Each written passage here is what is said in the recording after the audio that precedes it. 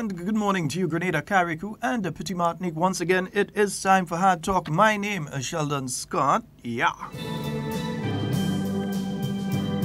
Flying solo this morning. And this is Hard Talk. We're live on 97.5 City Sound FM. 89.5, that's CRFM.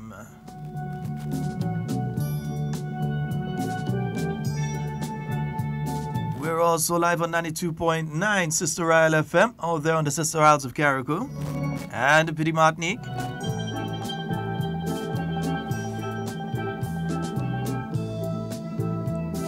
Additionally, we're also on 94.9 out there, yeah, WeiVybz Radio, broadcasting in Brooklyn. Good morning to you, Wade. Enos, good morning, bro.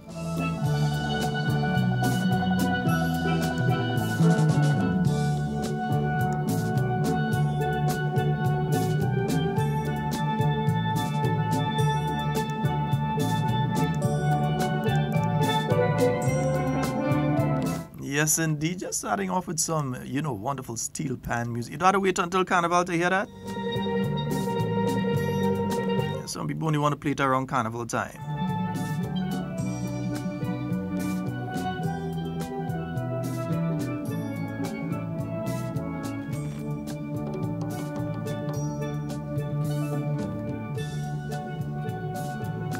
Good morning to you, Pele.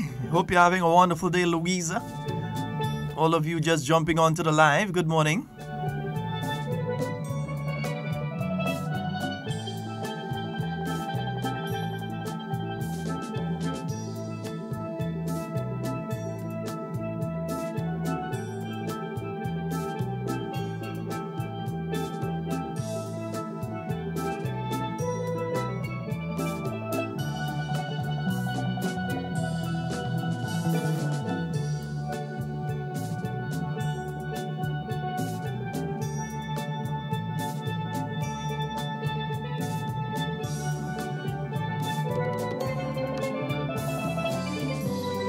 It's a Monday morning, so we're going to have an open line this morning. Coming off of a very hectic weekend. Yeah, very, very hectic weekend. We had the Grenada Invitational successfully staged. Yeah.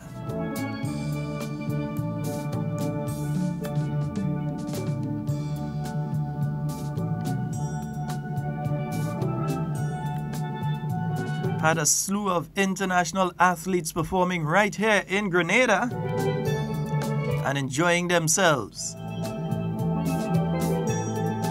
In fact, I think one or two of them might still be around. We had our very own Braylon Taplin, clinching the first place in the 400 meter.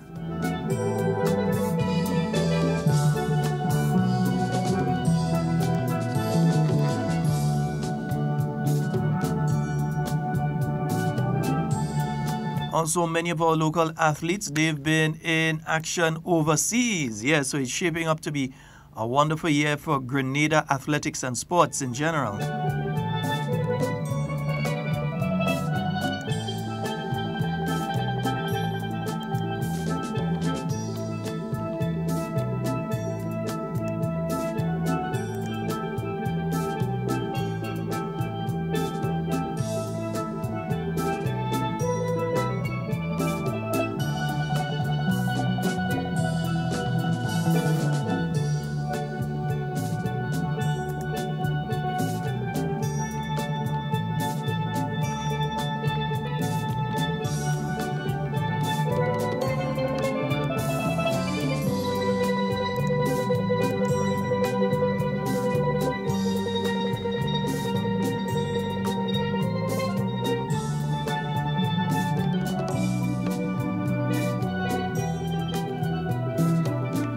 Just to let you all know some of what our athletes have been doing this last weekend.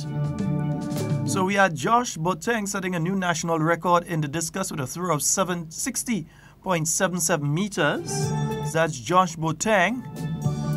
Yeah, 60.77 meters is a new Grenada national record in the discus. He's also qualified for the Pan American Games that are coming up. I believe it's in Chile. Yeah, the Pan American Games, they should be coming up in a couple months. So Josh Botang has successfully qualified to represent Grenada at the Pan American Games. In the shot put, Josh would have thrown a 17.52. Not his personal best. But still a respectable mark, 17.52 in the shot put. Melanie Rodney, former junior Olympic champion. Yeah, in the 400 meter, she had a personal best of 53.01. She's also been in action this weekend. Kieran Charles in the 800 meter, he had a season's best of 1 minute 56.21, yeah, seconds. So he has a season's best thus far. Grenada's Ramon Charles, he's in the triple jump and long jump. He had a season's best of 24.25 in the triple jump. And in the long jump, he had a season's best of 6.48 meters.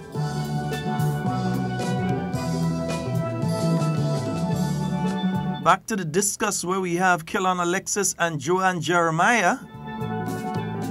Kellon Alexis, he had a throw of 52.11 meters. That's a season's best. Young Joanne Jeremiah, he had a throw of 43.42 meters.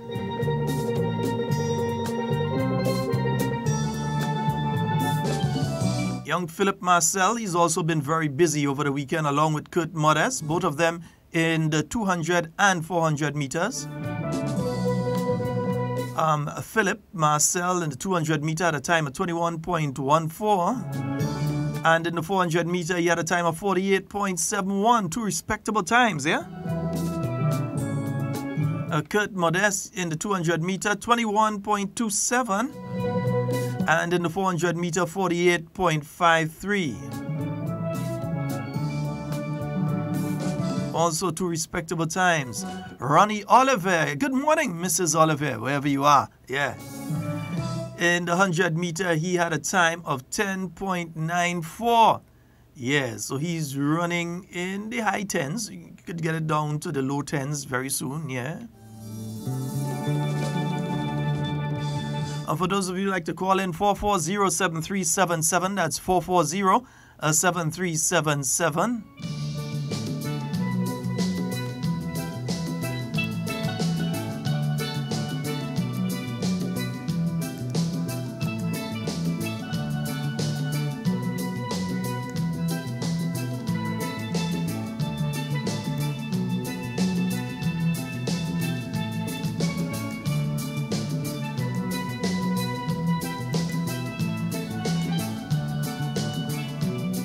So our Grenadian athletes continue to do wonderful out there.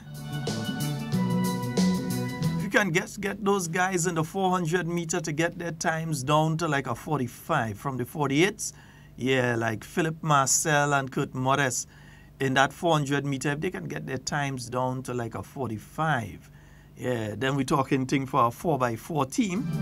For a 4x4 team, you need at least 6 guys, eh?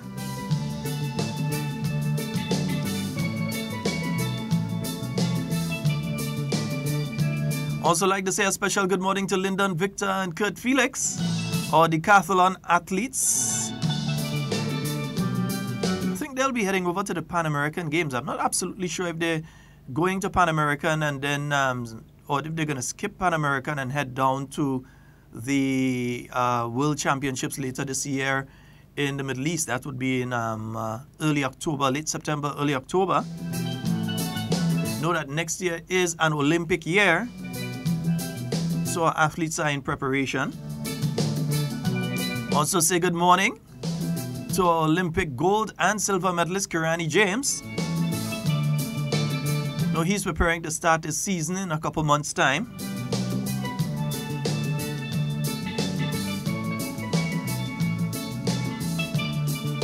Here in Grenada right now. It's here for the Grenada Invitationals. For those of you that missed out, you missed wonderful track and field action.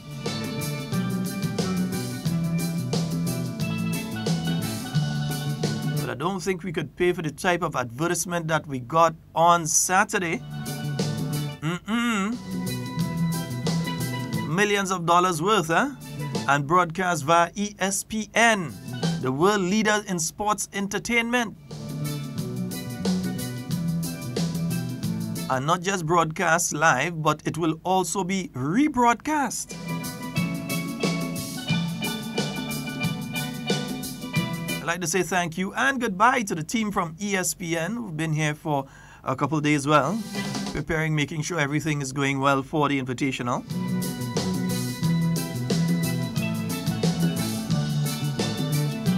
Also saying a very special good morning to all of the young ones. They're at home this morning. Yeah, it's the summer vacation. So that's, well, not the summer, yeah, well, Easter vacation. Yeah, it's the Easter vacation, so they're home. Folks, remember not to leave your children unsupervised. Sometimes there are monsters amongst us, you know. Yeah, so don't leave your children unsupervised.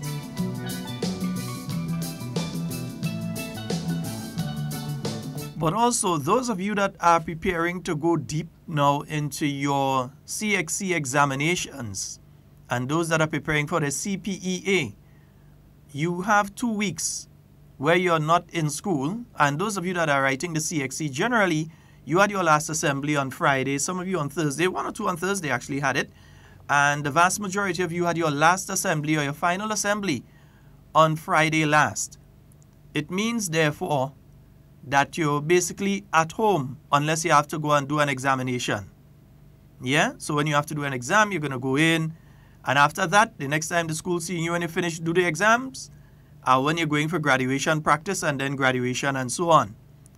In that context, need to let you know that what you have are not 2 weeks off. It have no Easter for you this year. What you have are 2 weeks when you have more time that you can be focusing on sharpening your skills for the exam to come. Yeah?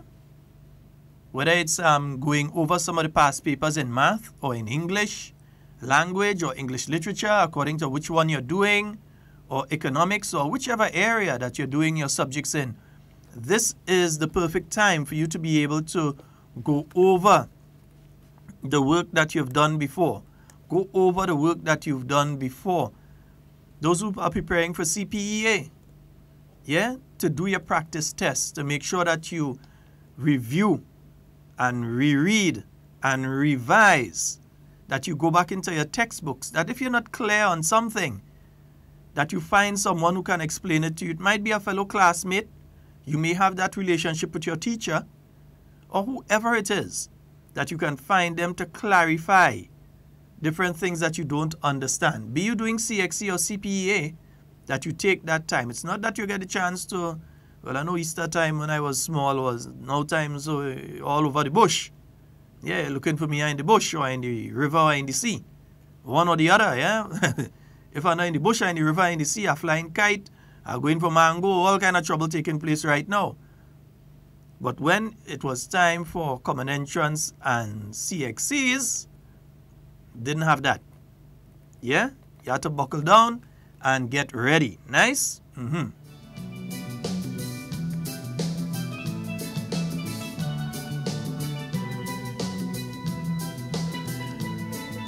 Good morning to you, Delhi, says Shelly. Paddy's, good morning. Tonya, good morning. Sam, good morning, bro. Yeah, hope you make it home okay. Hey, good morning, Sheldon. Morning, sir. Good morning. How are everything? Hey, I'm fine. How are you doing? I'm okay, man. All right. Yeah, Sheldon, I want to advise parents. Presently, school on 2 weeks vacation for the Easter holiday. I want to advise parents before they leave home to go to work or before they leave home to go anywhere, make sure that the children are properly protected. That you leave them with somebody you fully trust, someone that you have full confidence with. That is the day we take care of your children, just as how they will take care of the children. You know, sometimes you want to say we lead them with somebody, a big person. What a big person lead them with, they just okay. But I want to advise parents, make sure you leave your children with someone that you trust and you have full confidence in, to properly protect your children. I want to say congratulations to the organizers that organized the invitational game and all the athletes from overseas that came in to take part in the invitational game. I want to say thanks to ESPN for broadcasting Grenada to the world. And Brother Sheldon, I want to say the invitation game was a success. So God bless you, Brother Sheldon. You have one for this. All right, thank you. 4407377. And yeah, let me say a special good morning to my good friends up there in Petit Martinique. And I do hope that you all are having a fabulous day today. Huh? Yeah, with Suntide coming up, so you all know, leave me space. With Suntide is coming up, leave me space. And we have the Carriacou Maroon Festival coming up as well. Yeah, I'm supposed to have something for that somewhere around, you know. So I'm going to play that once I locate it. Yeah, I have something there for the Carriacou Maroon and String Band Festival.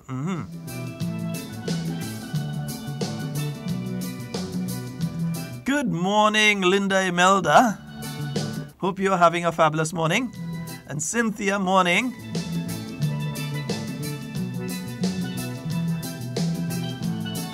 The athletes enjoyed themselves thoroughly here in Grenada, not just on the tracks itself, but the preparation. They're in love with Grandans Beach, yeah. If you go down there now, you're probably going to bounce up one of them that's still on the island on Grandans Beach. They took some of them took boat rides out. Yeah, some of them took a little time to go around the island yesterday and today. So they enjoyed themselves thoroughly, yeah. It's been all over the Instagram and Twitter feeds. Maybe that's why Instagram and Twitter and everything crashed yesterday. Grenada maybe caused that, huh? 4407377. It's an open line today. It's a Monday morning.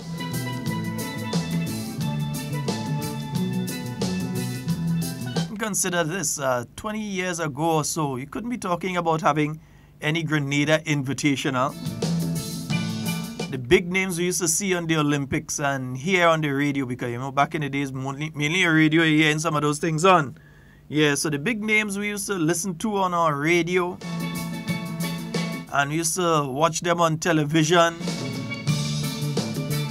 Yeah, the days when television was black and white and you had to go on the roof and turn the antenna to make sure you get a signal proper, because you want to see when Carl Lewis and them running. Yeah, back on those days, couldn't think about having anything like the Grenada Invitational taking place. You think they would have come to go and run in the Queen's Park as it was at that time? No way you was getting them to come, one, to run on grass, and two, to run in a facility that wasn't up to a certain standard.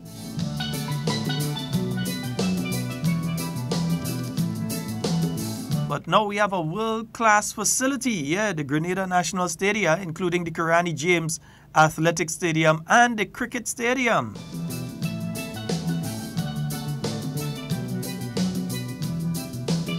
And with that comes a lot of opportunities. So right now, Grenada hosts the largest athletic meets in the Southern Caribbean, yeah? We have a call online. Yeah, this is Scott. Morning. Yeah, congratulations for the hosting of the games, man. I tell you, it was well done, because I was there and I enjoyed the rhythm section, man. Yeah, man. Yeah, whoever organized that, I tell you, trust me, they were well organized, by well put together every activity. As you say, who miss it, you have to do it. But what I was kind of serious, I was wondering if I make it down to it. Anyway, but after I realized you didn't have the fall in St. George's, man. No, not the rain hardly. For the rain fall a lot in St. George, but what happened is that Papa God realized, no, you need to showcase Grenada during the invitational, so he stopped the rain. He stopped there in the morning time. The morning time, I live in the south of the island, and we had consistent rain for the entire morning. On Saturday morning, at least in my area, we had rain. It stopped a couple of times, but mainly had a lot of rain. And then towards afternoon, it started clearing up. Even when the Invitational were going on, there was a little flurry of rain for a little while at the beginning of the first two international races. Then it stopped. Yeah. Oh, it was fine like a treason and anything also anybody to run. But I enjoyed the race between Degas and that guy from France, man. What? The guy, that young boy from France, really good. Yeah, in the 200 meter, that look for that guy in the future. That guy look good, and the guy from Brickwood between. All right, too. Yeah, he surprised me, but man. All right. Yeah. Yeah, that guy from Great Britain, he surprised me. But Grenada seems to be doing pretty well in athletics in general. We even have young Rico Moultrie. Earlier this month, I know he posted a 10.51 in the 100 meter. Now, you need to go a little under 10 in order to be in the world thing. In Jamaica, you run in sub 10 and you could barely make it onto the national team. Yeah, even with a sub 10 timing in Jamaica, because competition is so stringent over there. And here in Grenada, we have Rico Moultrie. And earlier this month, he ran a 10.51. He's closing in on the low 10s and possibly into the 9s if he continues with his training and so on in the way that he is. And in the 200 meter, he had a time, which is a respectable time of 21.14 seconds. So Rico Moultrie, many of you maybe remember him as the young fella from Westmoreland School that mashed up the Intercol 100 meter. Yes, Rico Moultrie. So he's up and coming. So we're looking at some pretty wonderful prospects for Grenada in not only just the 100 meter, 200 meter, 400 meter, decathlon, javelin, discus. We're also looking, we have swimmers who have been doing excellent over the past few years. We've been having wonderful improvements with Grenadian swimmers. And we're not just speaking about Urielu or Cherubin, but we have many others, young Felix and all of these guys that have been doing pretty well in swimming as well. And now we have some boxers that are coming up. And especially with the sort of activities that I've seen taking place at the Grenada Boxing Association over the past couple of years, I'm looking forward to seeing one or two boxers getting the opportunity to go out to the Olympic Games next year as well. So let's see how that works out, yeah? It's 3 minutes away from the 11 o'clock hour. If you've got to be somewhere for 11 and you are more than 3 minutes away, you are more than late.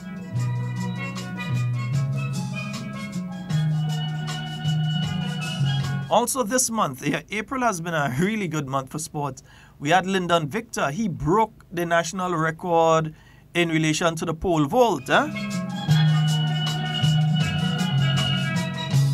Yeah, he had a jump. Do you call it a jump when it's pole vault? But anyway, he had a vault of 4.9 meters. That's the national record.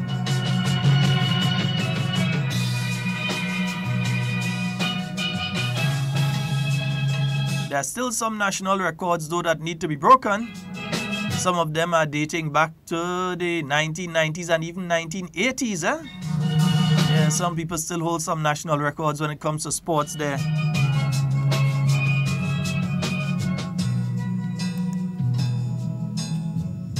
In fact, so far, I don't think we've had a sub-10 time at the Karani James Athletic Stadium in the 100 meter. Don't think we've seen a time under 100 meter, in the 100 meter under 10 seconds yet. So that's something I'm looking forward to.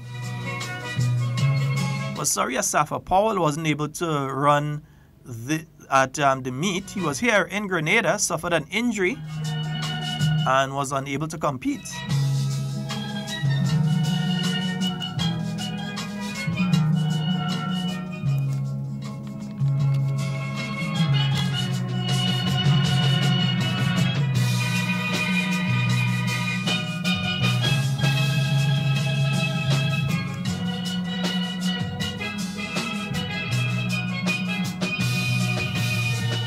Yes, Sam, I think you could have had a lot more people coming out, but many people thought that the Grenada Invitational wasn't going to take place, yeah.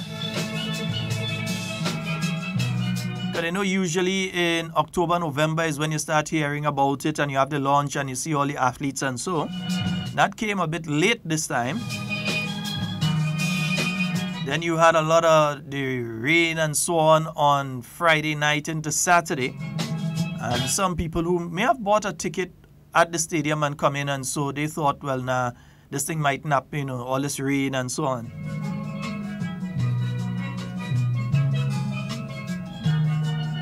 Good morning, James. I hope you and the kids are having a wonderful time, man. We're going to talk soon.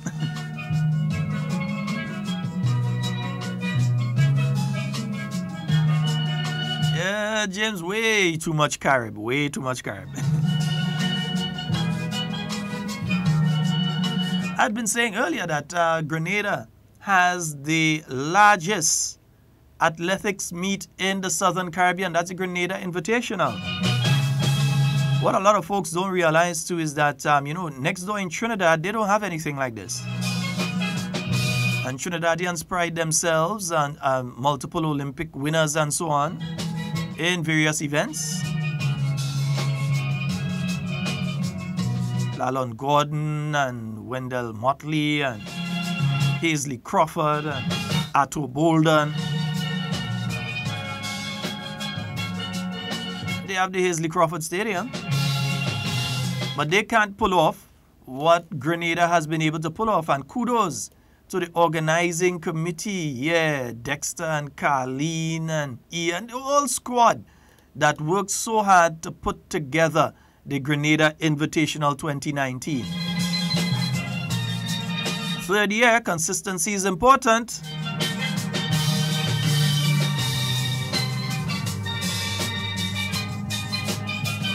And many of the true athletics fans, they got the opportunity, they came out and they got the opportunity to see wonderful, wonderful athletics, yeah? So Neil Peters in action again, man. Keep telling you all, yeah, take note of that name, huh?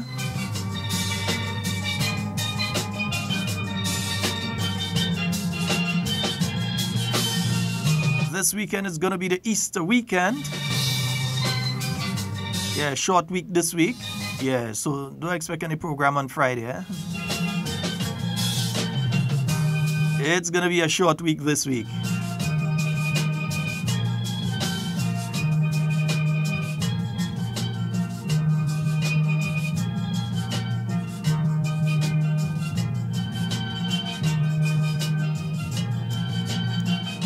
For 440-7377, that's the number for you to call and get on to the inside.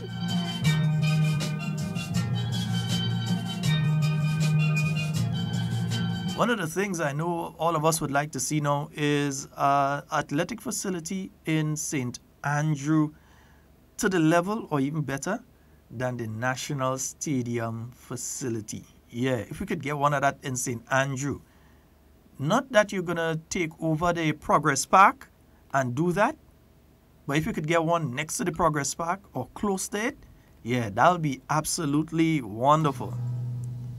And the reason I'm saying not on the Progress Park, because you want Progress Park to remain sort of how it is. When I say how it is, not that you don't develop it, but you want it to the stage where a football team could feel comfortable to go there and do a little training in the evening.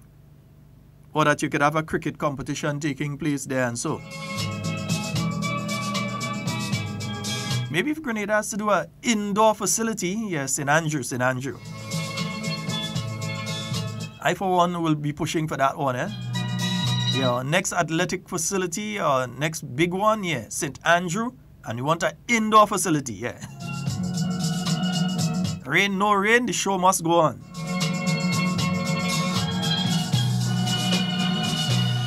And one where we could have football.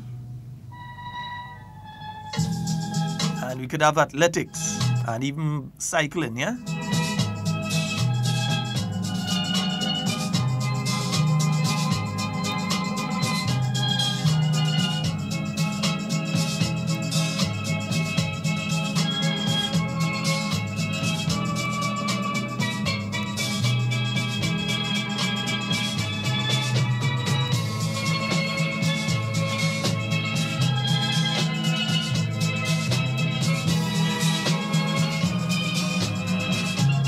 So 440-7377, and for those of you overseas, 347-329-3283.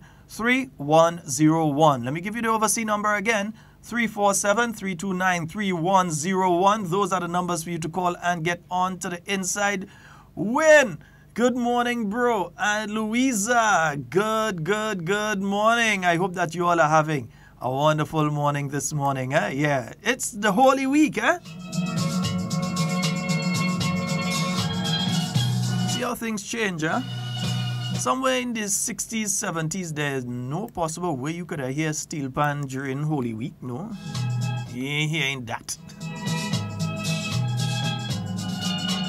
Now you go into the church and the steel pan is there as a fixture, part of the entire thing.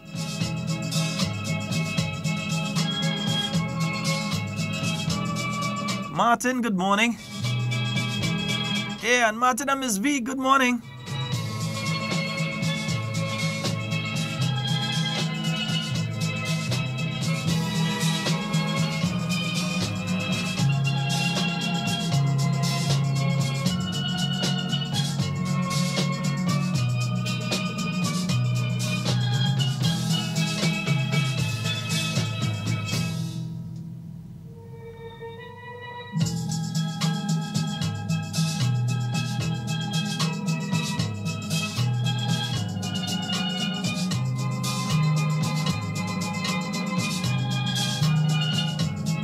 Also in other news, folks, Grenada and Cuba is celebrating 40 years. Yeah, 40 years of... Well, in fact, it might actually be longer than that. Yeah, I have to double check that one,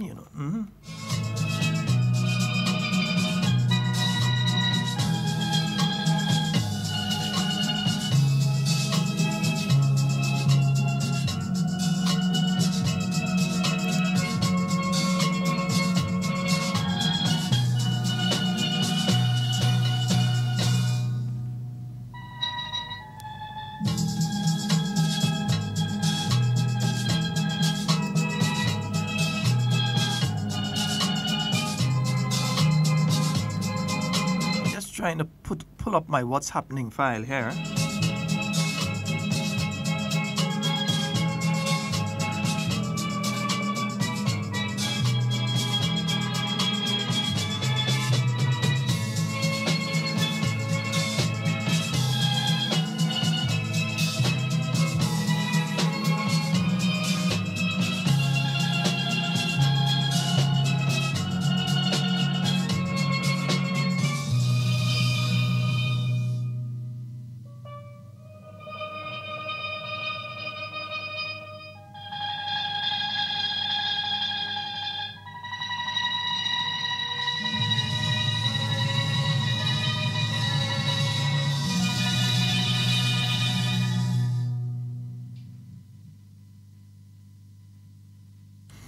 Okay, and I have this message from the National Insurance Scheme.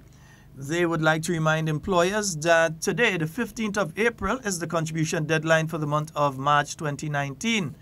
This is due to the 14th of April, that having been a Sunday. Also be reminded that the cashier closes at 3:45 p.m. every day. So they're wishing you a blessed and productive day. So remember, today is the deadline for you employers. And folks, it's always important for you to double check that your NIS is being paid. It's illegal for your employer to deduct it and not be paying it anyway.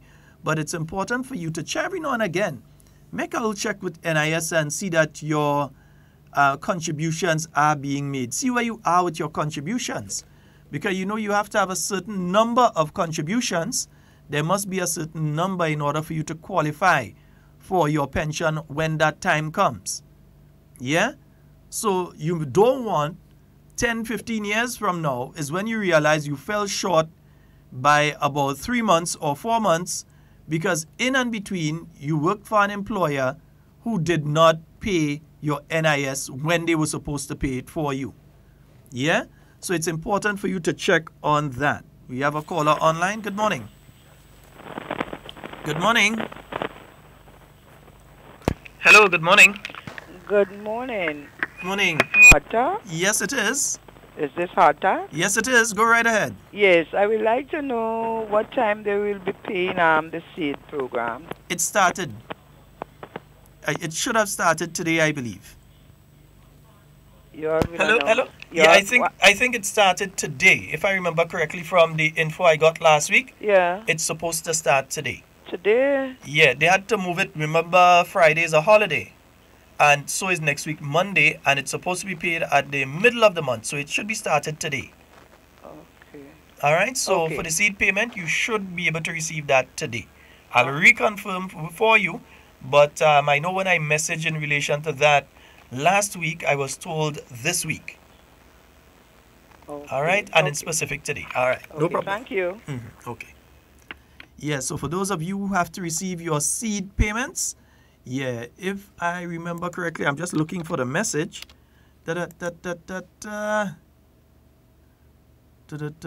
Oh, no, not we have start payment.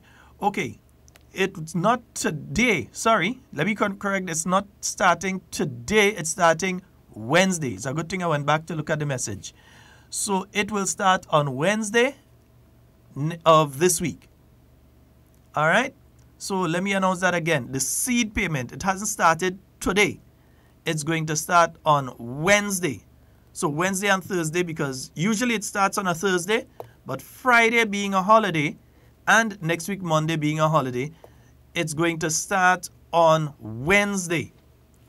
So you can head on out there, make your arrangements to go and collect your seed payment on Wednesday. All right, so I hope the caller who called is listening via radio, so she knows not to get ready and run down there now, but that the payment will be ready on Wednesday. Right? Okay, great. So that's for the seed payments. Yeah, they will be starting on Wednesday, not Thursday. As usually, you know, Thursday they go. Wednesday, you can go collect your seed payments.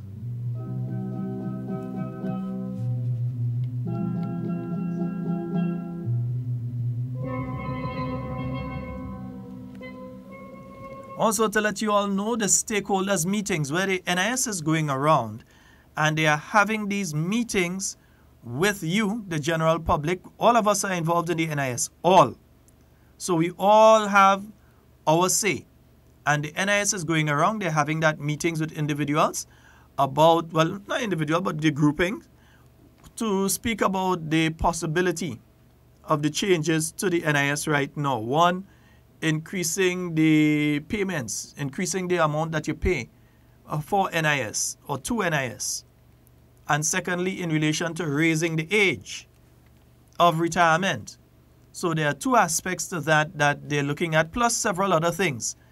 Clearing up misconceptions in relation to the National Insurance Scheme, letting you know how to calculate what your possible pension from the NIS might be.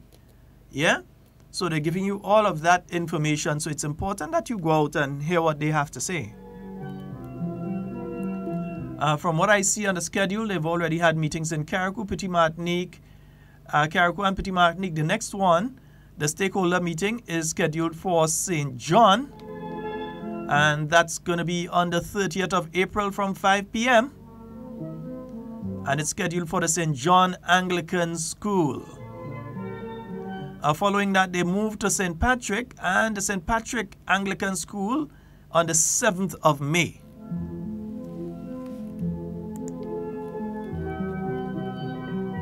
Meanwhile, folks, remember, Carnival Spice Mass 2019 is going to be launched on the 4th of May. That's not this Saturday, not next week Saturday, but the Saturday after that, right?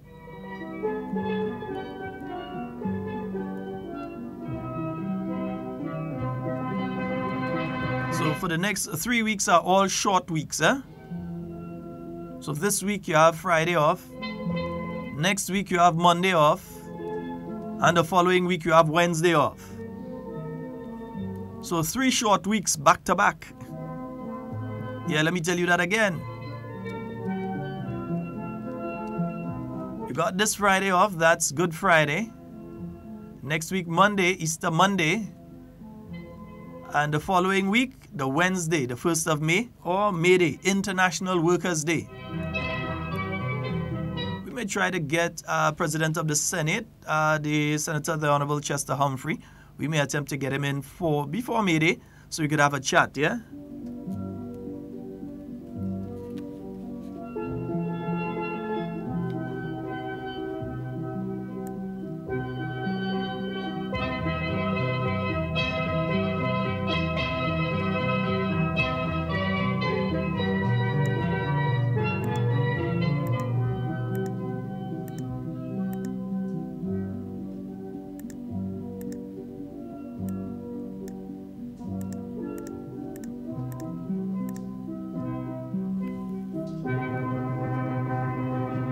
I know it's all a steel pan. I wonder what's going on with steel pan, man. Yeah, guys, all you had to tell me what's going on and nah, don't say it on air. All you message me and let me know what's going on. Yeah, we need to find out what's the latest in relation to the steel pan movement, huh? 15 minutes after the 11 o'clock hour. As we said, open line today, 440-7377. And for those of you out there in the diaspora, 347-329-3101.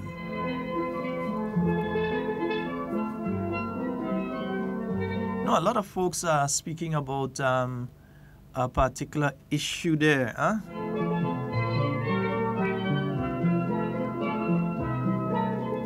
This case in relation to a 5-year-old. Unless I get some, because one or two bits say it sound kind of groggy to me, I want to get some more information on it before I start to pontificate and speak on it.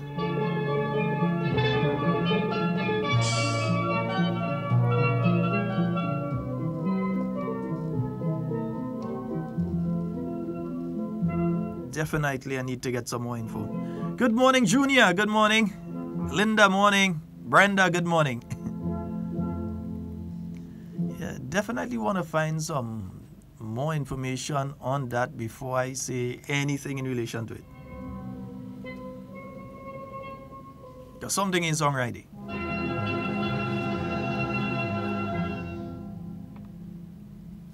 Also, as I mentioned, the new National Party getting ready for our General Council 2019. Yeah, that's going to be happening next month. I'm trying to remember the specific date. Came in studio without a lot of documentation this morning. And a programming note, remember tomorrow morning, folks, God's willing, from exactly 10 a.m. it's going to be the post-cabinet press briefing, huh? We have a call online. Good morning. Hey, Sheldon, how are you doing, sir? Hey, I'm fine. How are you doing? You know, George here. Hey, what's up, man? You just had to remind me of the bag, eh? The bucket, man. The bucket, too.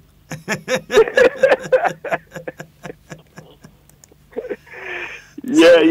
Sheldon, listen, the main reason I called you is to just give you some more information on the case that you were just speaking about there now.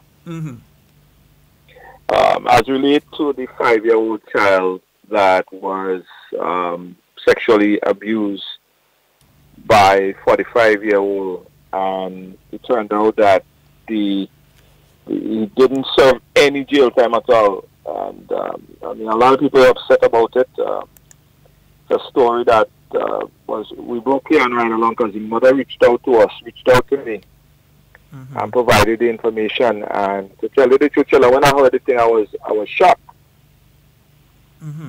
Right, I couldn't believe what I was hearing, and so we decided to put it out there. But there's a lot of questions and there's a lot of breakdown in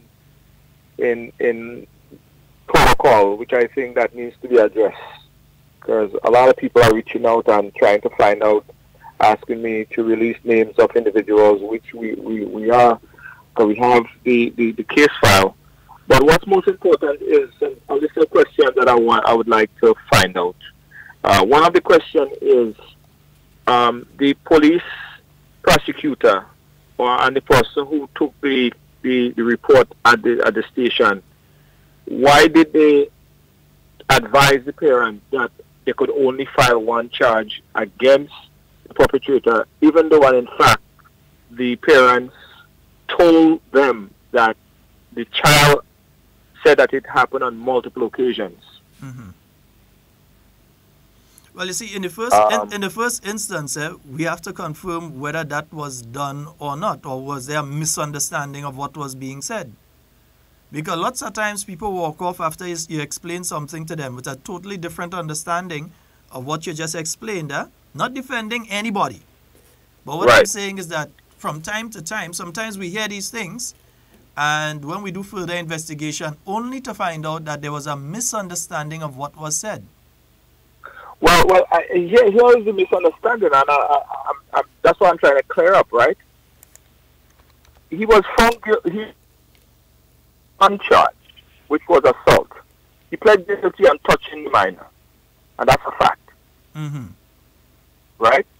But the child claimed that it happened on multiple occasions, multiple times, and that is a fact.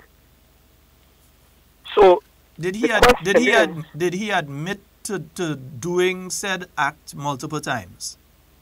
He didn't admit to doing it multiple times. He pled guilty of one time assault or touching the child.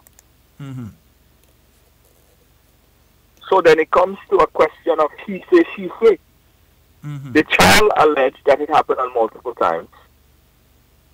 He said it happened on one occasion, but one occasion, Sheldon, is enough.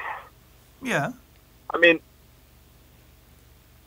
he did it one time, and he pled guilty on touching the child one time. That's what was in the case, in the charge, and that's what was taken to the court. Has an Go ahead. You go ahead. Yeah. Hello. Yeah, I'm here. Yeah. No, I was saying go ahead. You were about to say something. Yeah, go ahead. Yeah, no, what I'm saying is the one charge. So when the parent asks to explain why is there one charge, why is it only one charge, the police, who was ever taking the report or whatever, said that she could only charge him for one instant or one charge. And that is confusing to me, and I guess that's what's confusing to everybody else. I think that a report needs to be made directly to the Office of the Commissioner of Police to investigate this matter. Yeah, well, you see, within the court system, this has been escalating. A number of people have been forwarding information to various authorities, to the Commissioner of Police, who I'm sure is aware of the story. Spoke to him personally. But what I'm saying is that when you do things officially, there's a difference. Because, okay, saying the Commissioner of Police knows it, he may see it on Facebook, he may hear it on a radio program or so, but if there is nothing, he couldn't start investigating. But it's better if the family or the lawyers representing the family send an official something. The lawyer didn't have, the family didn't have a lawyer representing them. But I think that an official complaint needs to be made, stating what individuals, what has come out here, that this is it's alleged this is what was said.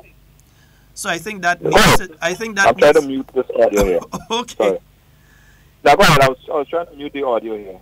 Go ahead, Sheldon. So I'm thinking that if something broke down somewhere, one, it has to be identified to the proper authorities that, look, this broke down, we failed, and it needs to be fixed. So that the authorities could take that approach. Instead, I think what I'm hearing a lot of right now is outright outrage. And I'm outraged myself. Huh? Don't get twisted and feel I'm talking nice. And I am outraged myself. Outraged to a point that I didn't even want to talk about on radio, but I'm outraged myself. And if indeed things did happen, and I'm not speaking about the incident between the child and the monster now. I'm not just speaking about that. I'm speaking about how it is alleged that various parts of the system failed. Because the court system can only deal with what charge is brought in front of them. Huh? Exactly. No, they could only deal with what brought in front of them. And that's apparently what took place here. They dealt with what was brought in front of them. So if there was a problem at another level, that now has to be addressed. And we can't lay it up a second and a third time. It has to be dealt with now. And to start the ball rolling, we need official correspondence. Not somebody send a WhatsApp, not somebody say it on a radio program and hope the commissioner here, but official correspondence sent to him saying, look, this is the situation. This is what was alleged that happened. There was a failure by an individual at this point. Maybe that individual needs to be in another department. Maybe they don't need to be there at all. Why did it happen? How can it be fixed? Well, Sheldon, the breakdown, I mean, I looked at this case from every angle. I mean, I spent my whole entire weekend, believe you me, besides taking my son to soccer, but looking at this case and trying to piece it together. All right? Initially, my outrage was the fact that, yes, this guy got away with alleged rape number of times on a 5-year-old. And as you said, that would anger anybody. But what is even more upsetting is how the system allowed it to happen. Why did the police prosecutor only label one charge on that particular individual? And in another sense, did the DPP know the full extent of what that individual did? And what recommendation was made from the DPP as far as charging in that particular case? And that's the other thing, because it's the DPP chambers, the Director of Public Prosecutions, that would say, okay, charge this person with A or charge this person with B, and it would be based on the evidence in front of them. For instance, is there a medical report? And what does the medical report state? And so on. Well, on 3 occasions, they seek advice from 3 medical practitioners, 3 doctors. The first doctor said that, in fact, the child was somehow penetrated. Sheldon, the child could outline how the man laid her on the bed. Well, let's not go through the details. Let's not go through the details. Nah. Okay. But All okay, right. It happened. But what I'm saying is, we outraged, but we ain't going through the details. All of these things, right? How could the child outline everything that happened in the chronological order, order that it did happen? Why didn't that report from the child taken into consideration? And why was it not taken into consideration and only put on paper, put on file what they wanted? They only said that it was assault, one charge on that particular individual. How could the system fail victims so in such a massive way, such a big way? But the thing is, I don't think the entire system failed. It's one particular part there that failed. And what we have to do is address... Well, because that failed, then the whole system failed. Because of that, the DPP couldn't recommend any other additional charge to the recommendation on charges. Then they went to the court. Then the court, the magistrate, ruled on that one charge and set him free on that charge. So because of that failure, is that link in the chain that's broken and the whole system failed. Did the other information that has come out during your program and via other means, did that information come out in court? I'm sure that the family would in their interest, would of course put that out to the court. She said that she spoke to the police prosecutor, whoever took the report, and explained all of that she told me on the video. What I'm asking is if during the court setting itself, I am a priest, during the court sitting itself, did all the details that we've been hearing here come out? Did someone, the child or whoever, because if the individual pled guilty, I don't think they would have gone into all of these other things. They may just have said, well, okay, no need to go all down the road. Let's just charge them. They're guilty, we charge them. So that's why I'm wondering if all of this, because there's several aspects of it that just not clear in my mind. It's just not clear in my mind. And that's why I said I want to get some more information, a lot more information in relation to this before I say too much about it. I'm glad that you called because it broke on your program. And what is circulating via social media, everything has come off of your program. It has outraged every person that I know, what they're hearing. It has outraged. And we don't want to hear a second story like it. We don't want to hear a third story like it. We want this to be the last one that any such thing happens. But in the interim, What it also means is that we have a potentially extremely dangerous individual that is at large. That basically, if what is alleged is correct, that this individual has gotten away with it. Basically, they got away with it, the Devon. individual told the parent, begged the parent, not to take this matter to the police because he don't want to go to jail. He pleaded with them. He said to them, I am sorry, it wouldn't happen again. Evidence that needs to be put out there. The individual got away with murder. Worse than murder, because forever that child life would be forever changed. And that individual would walk the street without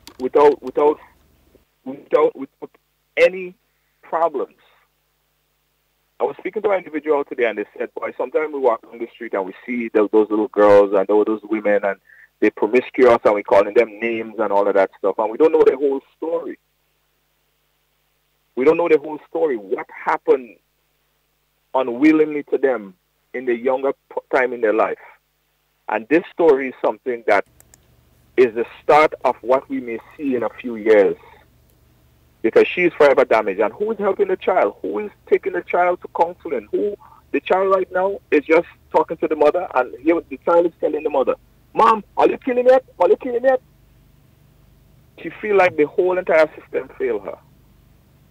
The child is traumatized. And what is being done? Mm-hmm. What are we doing? What I think needs to be done ASAP, and in fact since before the story broke, is that one, that child definitely needs counseling. Definitely. And not only the child needs counseling, the parents too. Yeah? The child and the parents need counseling. And if she has siblings, they as well need counseling. All of that can and should be organized by now. So something, I'm just saying that, Junior, something with the entire story. I'm not saying anybody is lying. I'm saying there are probably bits and pieces of information that we have not gotten. Yeah, I'm not saying anybody lying. That is not my place. I don't know. I wasn't there. I'm saying that there are bits and pieces of information we need to find out first. Because even with the legal procedure, something doesn't sound correct there. The procedure itself at the beginning. Yeah, something doesn't sound correct there. And even leading from that, some of the other aspects, like a child was involved in something like this, and you haven't had any counseling, so you're saying that no counseling has taken place with that child. None has taken place with that child. And that doesn't sound the way that the system is supposed to operate. So you have to find out where it went wrong for the entire thing to fall down.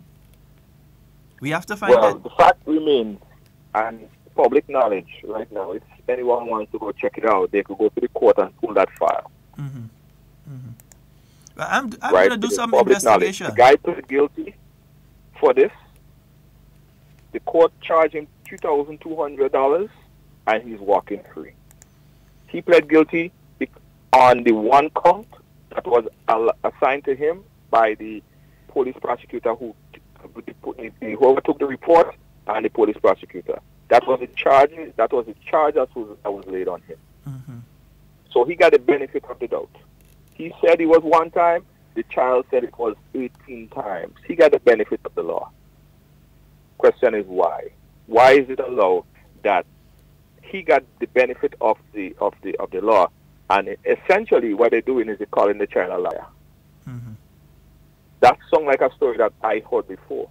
That's not the first time I'm hearing that, and I don't think that and it's not only isolated to Grenada, Sheldon.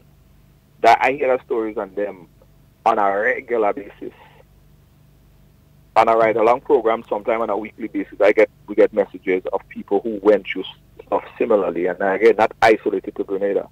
So why is the law protecting perpetrators and calling the victims, the alleged victims, liars, or putting them in that light? So it makes victims don't want to come out. He got the benefit of the doubt. He got the benefit of the law. Junior, And that should never allow to happen ever again. There's also a question here. It is alleged that the perpetrator offered the family money. You've heard that part of it? That he offered them money out of court to settle the issue out of court. Was that reported to the Royal Grenada Police Force? That he came to them and offered money? Well, she mentioned that. But she mentioned that to you. Because I'm trying to get the lines of communication here straight. Was that reported to the Royal Grenada Police Force? Because I know that's a crime, huh? Right. That in itself is a crime. Exposing yourself to a minor. That should be a charge. By itself. There is multiple charges that could be mounted upon this individual that was not mounted. Again, a chain is as strong as its weakest link. And we see what the weak link is right there. And it allows the entire system to fall apart. Well, my brother, let me see what more information I can get in relation to this. I know how to reach you, so I'll be keeping in contact with you on this one. Believe me, man, this ain't over Sarah Bucket. You ain't running from a gesso. All right. All right, my brother. Thank you. All right, bye-bye. Yeah, folks, we were just speaking with Junior George there of Ride Along. Yeah. This is a case, and I know some people, Sheldon, why you let him go? No, I don't want to go into the details. All you don't know my temper. I have a temper, and I just lose it. Yeah? And if I lose it, I might not be able to come back on radio again. Yeah? So, certain parts of it, we're going to leave out. But I think that there are certain bits and pieces of information that we, the general public, are still not privy to that we need to get. I'm not saying anybody's innocent. Don't get me wrong and don't try and label me saying I say anybody innocent. I'm saying that there are bits and pieces of information that I think we need to lay our hands on and questions we need to ask. Good morning. Good morning, Mr. Scott. Hey, morning. How are you, sir? Well, I'm doing extremely well. After all, I am blessed to be living in an island called Grenada. Yes, of course. And I was very happy to hear Mr. Junior George, they speaking on that issue. No, Mr. Scott, briefly on that issue with the 5-year-old, I cannot voice my true opinion because, I'm not clear on all the facts based on what I'm hearing. And the reason why I'm saying that is because I have always called for the death penalty for persons, who have, commit such infractions upon a minor. And when you are calling for the death penalty, you want to be a bit more clear, on what was done. Yeah, you can't say you make a mistake after you hang a man, eh? See that? You can't say you make a mistake after you hang a man. He dead already. Yes. So you want to be clear. No, but Mr. Scott, listen to this carefully, eh? How come people were so desperately afraid to commit some of the crimes they are committing today during the revolution? Why? You know why? Because people knew the magistrate and the judge would have thrown the book at them and send them to prison for the maximum time committed under the law. You get what I'm saying? Exactly, yeah. Mm-hmm. And that's and between you and I, and that's the reason why you hear this man who was born and raised in the villages of Lafayette and Moncton, does be calling for the death penalty, No, because hear what I'm saying. How many persons did you know? Well, no, not you, because you wasn't around in them time. Did you know accused of murder are accused of this crime, especially murder, and they went into hiding? Very few. You know why? Because those that did, they know that they would have never lived to tell the story. I don't want you to comment on that because you wasn't around in them time. And that's the reason why I advocate a one-party state, because this thing called democracy and human rights. Tell me what kind of human rights you should have after it has been proven that you interfere with a 5-year-old, a 6-year-old, 7, 8, 9, 10-year-old. What human right? There is no human right, especially when the law can prove that you commit such action. We should have your mother, your father, your brother and sister putting their hand on their heads in the street and moaning and crying for you because the end product is known. We're going to execute you, and if you're going to hide in, we're going to find you and deal with you in the most brutal way. The only persons that will be left to tell the story is those that empty the magazine on you. I'm a bit harsh here, Mr. Scott. You have to forgive me for that. But this is exactly how we have to deal with people like that and those who show a blatant disrespect for young people and human lives. Now, let me wrap up quickly here. Now, Mr. Scott, hear me carefully here. I believe that is not you, and despite the fact I'm a committed and dedicated supporter of the NNP, this is not their philosophy, but this is my philosophy. I believe in a one-party state. So when people say, in Grenada here, the government is building an empire, I don't have a problem with that. I firmly support that initiative. Why? Because democracy and human rights should only go and be extended that far. At the end of the day, Mr. Scott, we have we have 110,000 people here. The majority of people in this country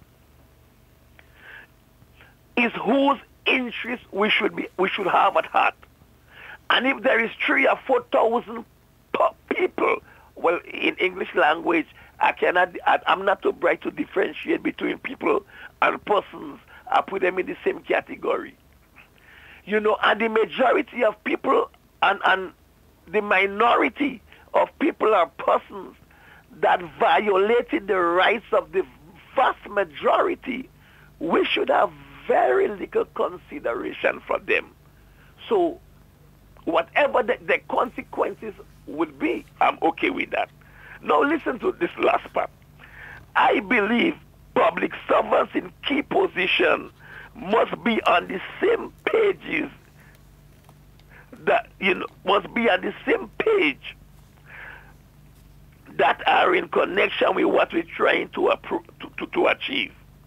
And those that are not must be removed by all means necessary, even when it's contradictory and costs the nation some money to pay them off.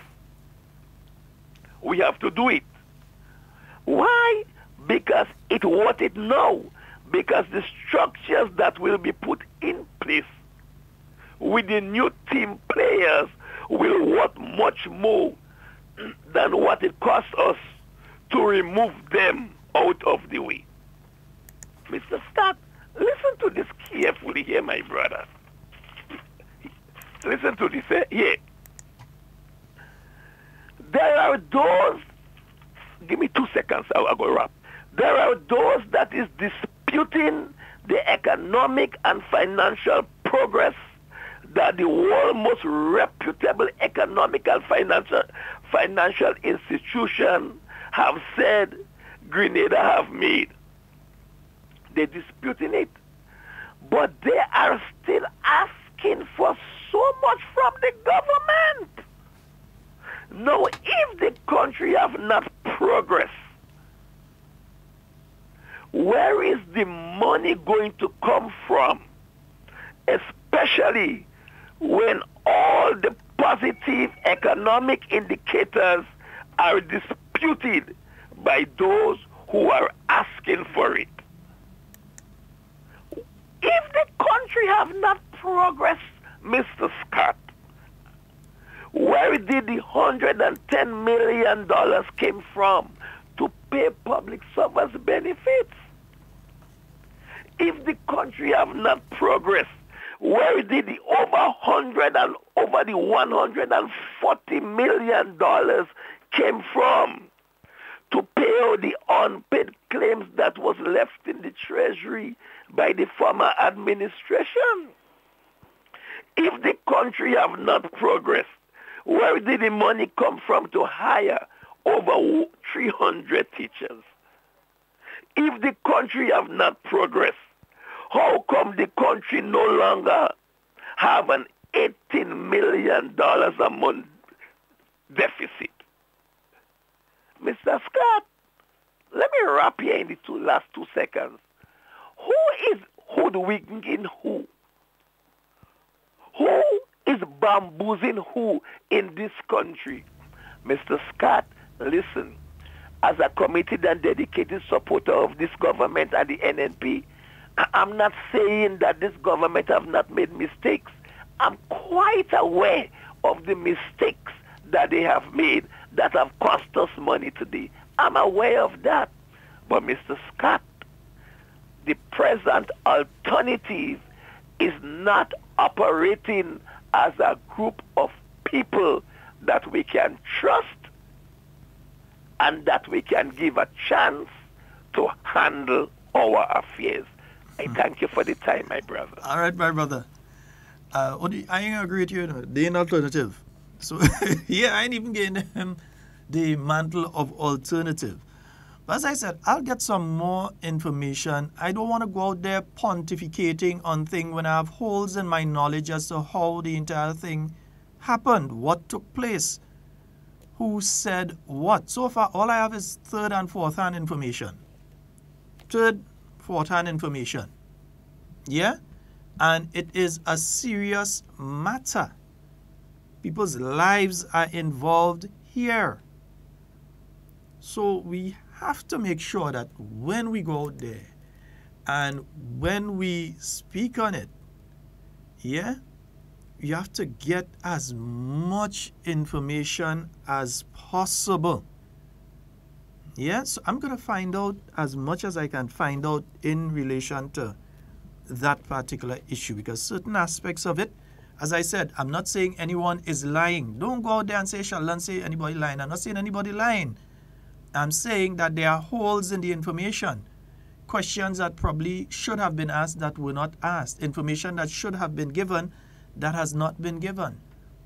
And until we have that holistic amount of information in relation to this particular issue, I ain't going to talk on it too much, because you have to remember here, we have different people are hurting with this thing.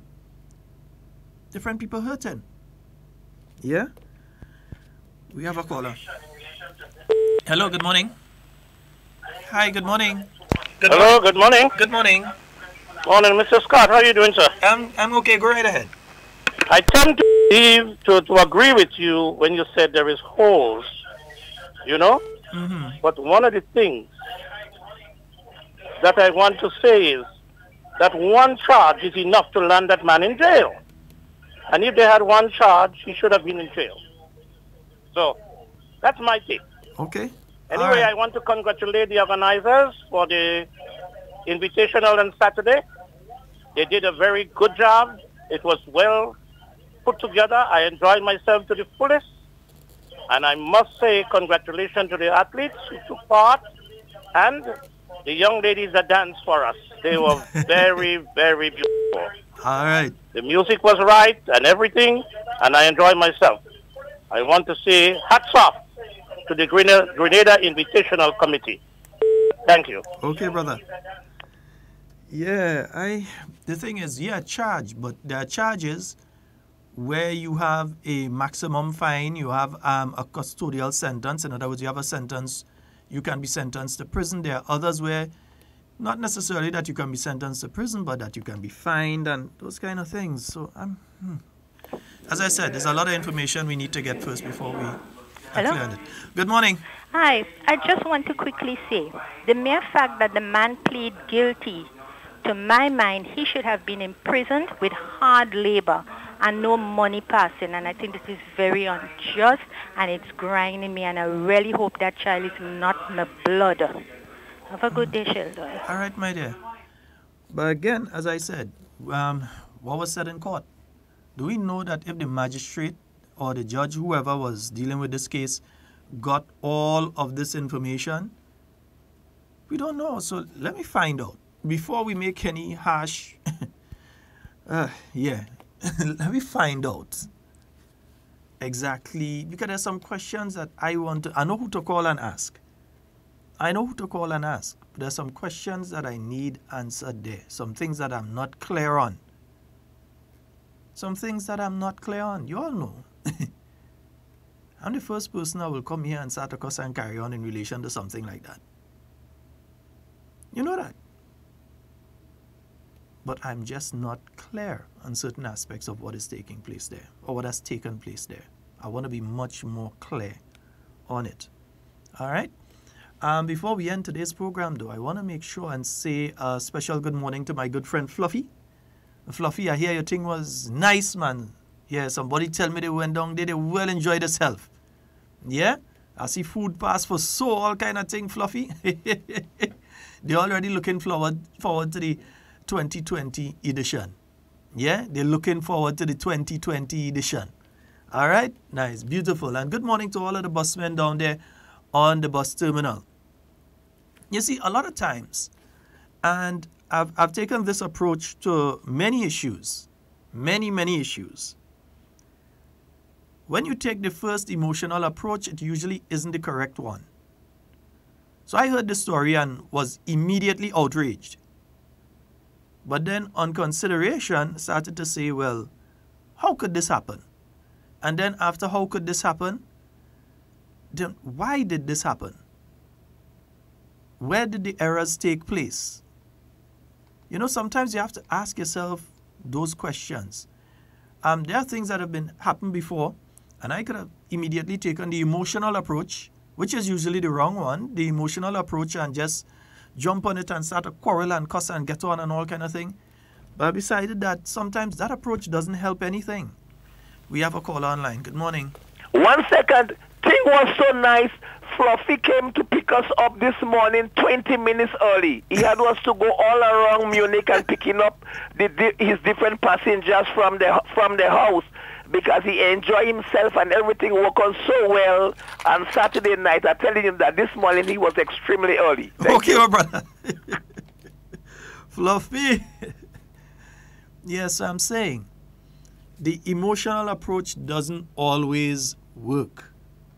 Sometimes you have to step back and you have to. I just saw a post by a friend of mine, for instance, and they're saying, and it's true, that cases are decided on not on information, it's on evidence. Not just information, but based on evidence. What evidence the RGPF has in their possession. Yeah, not just someone say. Someone could walk to a police station right now and say, Sheldon Scott stick them up last night with a cutlass, and he take their wallet and he go. That's information. What evidence do they have? So the police, they do their investigation and they find out, yes, Sheldon Scott was in that area at that point in time. They search Sheldon Scott's vehicle, they find a cutlass and they find the person's wallet. That's evidence. But the person just going there and saying that they can start inquiries in relation to it and a search for evidence. But we cannot just go on information. There has to be a substantial amount, or at least some evidence. I am not saying that in this case there is no evidence. I'm not saying that. I'm saying that some more questions have to be asked before I fly off on the emotional rant. on this particular issue. Yeah? And then some people may be there and they're sitting listening to the radio. What the hell are you talking about? Evidence. The man say he's guilty. That is evidence, yes. He said he's guilty, but what did he say he's guilty to? Did he say he's guilty to all of what the child has said he did? Or did he say he's guilty to only the lesser charge that he was charged with? We have to ask those questions. Did he say, yes, I'm guilty at that? Or did he say, I'm guilty to all of these charges? So there are a lot of questions that must be asked. And we have to ask it, putting the emotion aside sometimes. We have to ask it with a clear mind. Yeah? You have to ask it with a clear mind. And that's one of the things I learned a lot of years ago. When I'm upset, when I'm vexed, I don't make decisions when I'm vexed. You could wait on me 2-3 days to get a response on something. You could call my phone 20 million times. You could text me. You could all. If I'm going to make an emotional decision on something, it is usually the wrong one because it doesn't take everything into consideration. So sometimes you have to step back a bit and think it over reasonably and then come up with the proper solution to an issue. That's just my approach to these things. Yeah, and that has been my approach for quite a while. People who know me well tell you I don't like responding to things when my temper up. When my blood hot, I don't like to respond to things. Sometimes even though it takes a while and they pile more and they pile more, they pile more, they might see me come here and sometimes I decide, no, somebody do something and I have to tell them about. I say it one time, I get it off my chest. But it isn't always the proper approach. So in major decisions, you have to look at the reality of the situation. Yeah? Me ain't trying to protect nobody. I ain't interested. The only person I'm interested in protecting is the children. That is who I'm interested in protecting, the child. But we must get to the bottom of this one properly. All right? Yeah, we have to get to the bottom of this one properly. Folks, that's nearly all the time we have for Hard Talk today. As I said, tomorrow, we're going to have the post-cabinet press briefing. That's going to be from 10 a.m. I'm not too sure what time it will finish, but immediately after that, we'll continue with Hard Talk. So if you're not a customer and you tune in tomorrow morning and you realize you ain't seeing Sheldon and Devon, what you're seeing is the government ministers in a press conference. That's how we usually start off our Tuesday. All right, and then on Wednesday and Thursday, we continue with our normal programming. Friday is a holiday, so we will not be having a program on Friday. Yeah, we will not be having a program on Friday. And also on Monday of next week, we will not be having a program on Monday of next week. So Friday and Monday, we will not. Oh, I've just been informed that there is a parliament sitting tomorrow, so we may not have post-cabinet. Yeah, someone just sent a message to me saying that there's a parliament sitting tomorrow. Once that is so, it means that we are going to start from 9 a.m. tomorrow and not 10. Yeah? We're going to confirm and we're going to throw it up on the Hard Talk Facebook page and we're going to let you know by other means. But once there is a parliament sitting, I didn't get a notification. I have to check my emails. I didn't get a notification yet.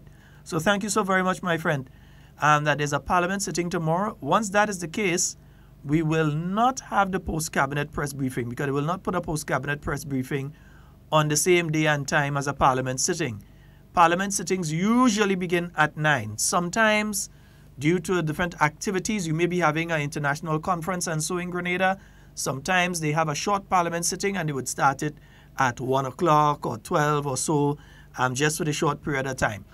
But usually they begin at 9. So that would mean that tomorrow morning, God's willing, we should be starting with the parliament at 9. All right? So you're going to look out for that one. Folks, that's all the time we have for Hard Talk today. It's been wonderful being here, even though sometimes when I think of situations like the last one we've been speaking about, my heart really gets heavy when I speak about those kind of things, yeah. People who know me from other radio programs know that sometimes I would just end the program right there. You know? So, yeah, I ain't crying on air. I'll cry outside. Right? Yeah. So that's all the time we have for Hard Talk today. It's been wonderful being here with you. And whatever you say and do it safe and secure. We want to be speaking to and with you and not about you. Love each and every one of you.